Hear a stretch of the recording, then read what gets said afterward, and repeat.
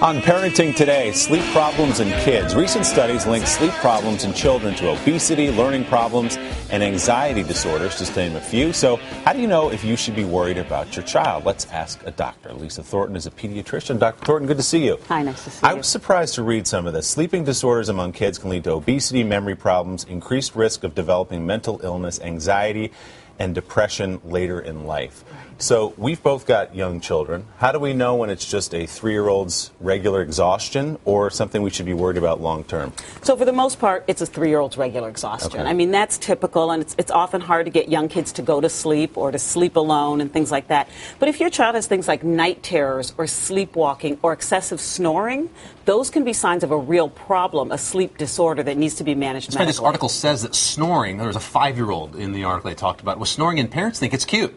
Right. But they said if you can hear the snoring outside the room, if it's that loud and he's 5, that could be a telltale sign. Absolutely. This could be a sign of what's called sleep apnea, which is where you actually stop breathing for seconds to minutes during the night. And this lack of oxygen leads to problems with sleeping. So you wake up to try to breathe again, and you never get into that nice deep REM sleep that you're supposed to get into. And so this leads to daytime sleepiness. Even though the child's in bed all night, they wake up exhausted. I think it's also important to backtrack for a second to define a child. I mean, if you've got an infant who wakes up every 3 hours. I have one of those. Do you have one of those? Yes, I'm 6 months. This happens different than an 8-year-old waking up constantly in the middle of the night. Right. And children sleep a lot, especially babies. So babies sleep 14 to 16 hours a day, including naps. Right. So they seem So to does my wake... father, by the way. I just want to throw that out there. He's 80. So, right.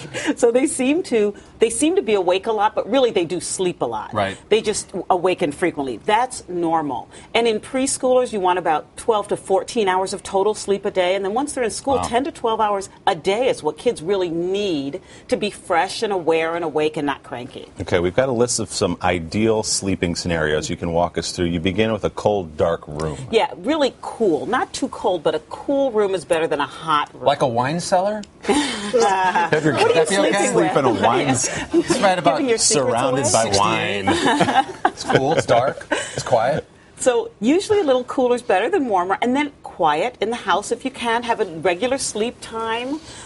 Leave the child alone. Give them ample time to fall asleep. Some people think you're supposed to get in bed and fall asleep in 5 minutes. It takes about 20 minutes of just relaxation to fall asleep. And also get rid of screens close to bedtime because just the blue light from a screen is very alerting to the body. So get rid of those and let the child have time to just rest. So how do you know when there's a problem? At what point do you stop and say, okay, this is beyond normal. I need to go see a physician about this. So those issues we talked about, the snoring, sleepwalking, night terrors, are 3 for sure you should go see your doctor about.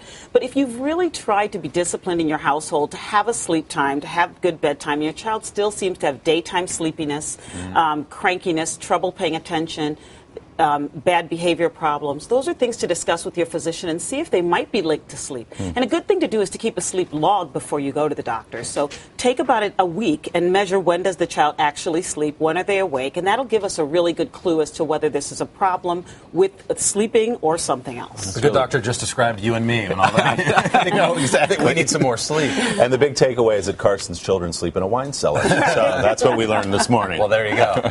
Dr. Thornton, great information. Thanks so much. Thank